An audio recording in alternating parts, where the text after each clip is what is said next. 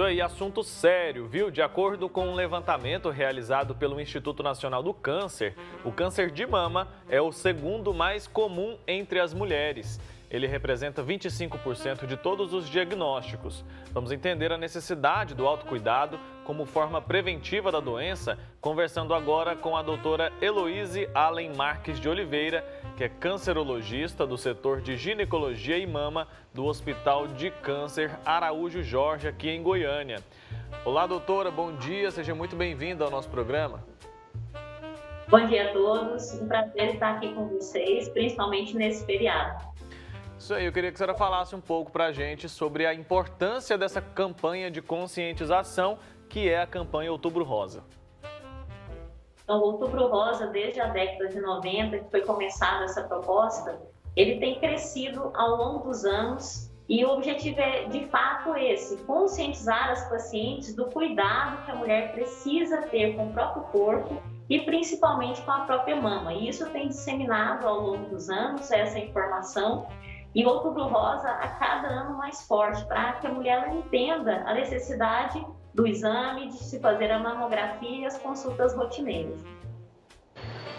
Doutora Heloíse, bom dia. Eu queria que você falasse um pouquinho para a gente sobre essa importância da prevenção, né? A prevenção é o maior objetivo dessa campanha, ou seja, essa prevenção e esse autoexame, por exemplo, ele pode impedir que, né, um diagnóstico de câncer aconteça aí futuramente? Bom, o importante dessa mensagem do Outubro Rosa não é só o autoexame. O autoexame, os estudos eles mostram que ele não tem a eficácia que seria uma mamografia. Então, a mamografia é o principal objetivo dessa campanha. Na verdade, a mamografia diminui a chance de morte por câncer de uma forma precoce em até 20%, se eu fizer o rastreamento adequado. Naquele período seria entre 40 e 69 anos.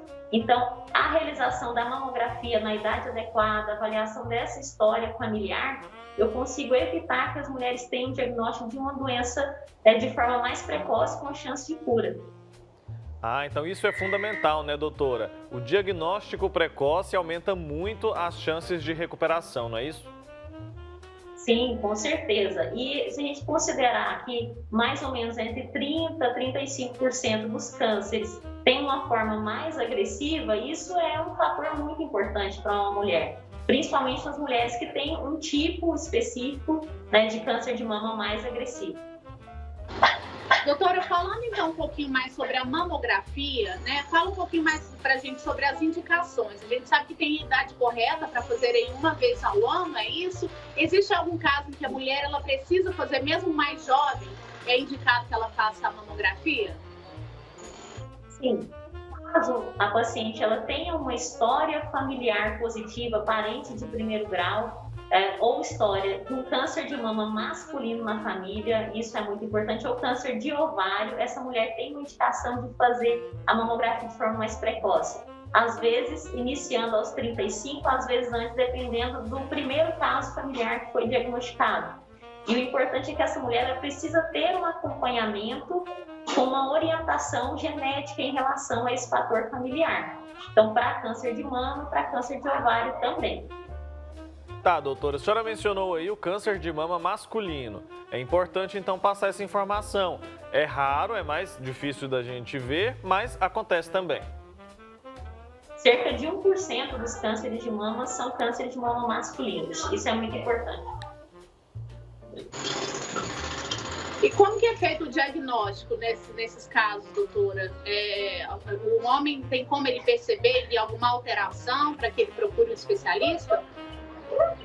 A modulação mamária é muito importante. Então, o homem que ele notou que tem uma nodulação no mamilo ou tem dor, ele precisa ser orientado a fazer essa avaliação, seja com um mastologista ou com um médico de confiança, mas precisa sim fazer uma avaliação e é realizado um ultrassom para essa avaliação adequada. Principalmente o ultrassom nos traz muita informação. Tá, e o câncer de mama, ele provoca sintomas, doutor, ou não? É uma doença silenciosa? Via de regra, os casos mais avançados, eles vão ter algumas manifestações mamárias, mas o que a gente precisa estar atento são em relação à alteração de pele mamária. Então, a pele da mama ela pode ter alguma retração, aquele aspecto de casca de laranja, ele é muito típico, a gente está sempre orientando em relação a isso. A descarga mamilar, seja sanguínea, seja quando se aperta o mamilo para fazer o exame, seja transparente como água de rocha, e são algumas alterações. A dor pode ser um sinal? Pode ser um sinal, mas não é típico de câncer de mama, pode ser uma mastite. Mas tendo uma alteração de pele dessa mama, de dor, de nodulação, é importante buscar o especialista. Doutora Heloíse, e os hábitos de vida das mulheres, eles podem influenciar em relação ao câncer de mama? Ou seja, aqueles hábitos não saudáveis, eles podem acarretar mais risco para o câncer? Fala um pouquinho para a gente em relação a isso, que pode ser uma prevenção também, acredito, né?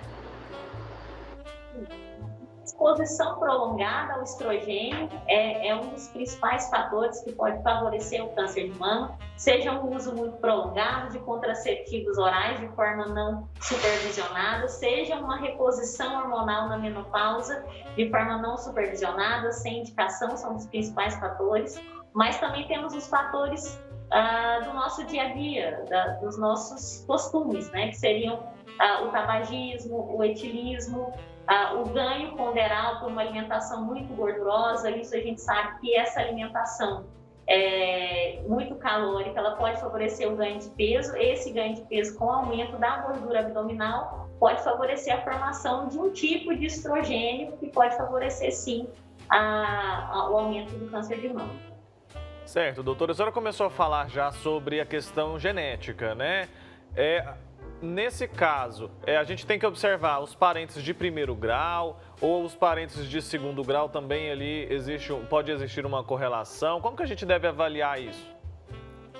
Então, o principal sim são os fatores, os parentes de primeiro grau. Mas quando tem-se uma história familiar de câncer, e isso é muito importante, você vai ao médico, porque ele vai fazer o que a gente chama de heredograma, que é uma avaliação de todos os casos familiares. Então, cruzando essas informações, nós vamos ter a capacidade de definir qual que é o tipo específico de câncer, qual que eu tenho que rastrear, seja mama, seja ovário, seja algum outro tipo de câncer, intestino, por exemplo, na família. Doutora, e fala um pouquinho para a gente sobre os tratamentos. Quando esse câncer ele é diagnosticado aí de uma maneira precoce, né, que é o que a gente busca, que tem maior chance de cura, esse tratamento ele é mais, não é tão agressivo? Conta pra gente as diferenças. Antigamente, o câncer de mama, se fosse de forma bem precoce, via de regra, se fazia cirurgia conservadora da mama, depois radioterapia, às vezes uma hormonioterapia associada. Hoje, com a descoberta das alterações moleculares, mesmo às vezes o câncer sendo pequeno, às vezes eu preciso de uma indicação de quimioterapia para essa paciente. Então, não necessariamente a paciente, por ter um tumor pequeno, às vezes elas têm essa impressão que ela não vai ser candidata à quimioterapia. Então, hoje, com esses fatores genéticos e moleculares, a gente descobriu que tem uma chance maior de cura, às vezes, se eu associar a quimioterapia. Então, o tratamento vai depender também do tipo molecular desse câncer de mama. Então, nós temos a cirurgia, que pode ser uma cirurgia radical, ou com uma mastectomia, com retirada de toda a mama, colocação de prótese, que inclusive é um direito da paciente, coberta pelo SUS, pelos planos de saúde. A radioterapia, que é uma irradiação local naquela mama, na axila, às vezes fossa, né, no local que a gente teria tecido mamário e capacidade de drenagem. A quimioterapia, que é feita na veia, então, dependendo do tipo molecular, os ciclos vão ser diferentes, né? E esses tratamentos todos, em conjunto, diminuem a chance, sim, de metástase, de doença à distância, e aumenta a chance de cura. Tá, doutora, se o diagnóstico precoce é tão importante, por que a mamografia só é feita a partir de uma certa idade? Por que esse exame não pode estar incluso nos exames de rotina da mulher, aquele que as pessoas fazem de ano em ano ou de 6 em 6 meses? Então, O objetivo de um exame de rastreamento é que ele seja eficaz e ele seja barato. Então, para que isso aconteça, foram feitos estudos que demonstraram que a mama ela tem uma mudança ao longo dos anos. Então, quando a paciente ela é muito jovem, essa mama está muito densa. Por estar muito densa, aquela foto, que é basicamente uma mamografia ou uma radiografia, né? Então, aquela foto ali que se tira da mama, ela fica muito escura e diminui a sensibilidade.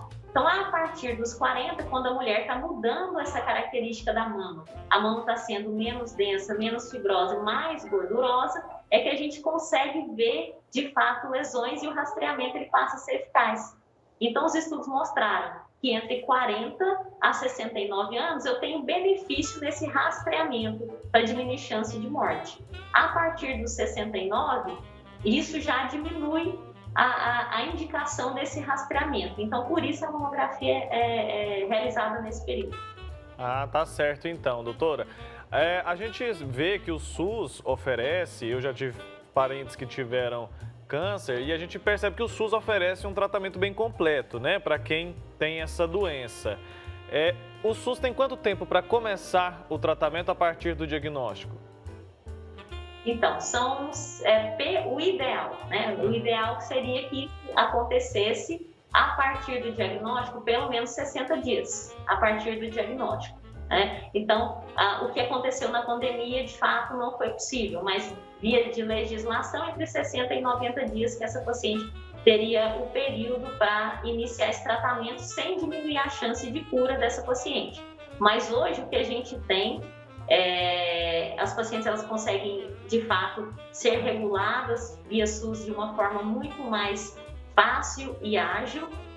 O que aconteceu na pandemia foi a diminuição da procura das pacientes pelo exame, mas isso vinha acontecendo sim de forma bem ágil. Sim.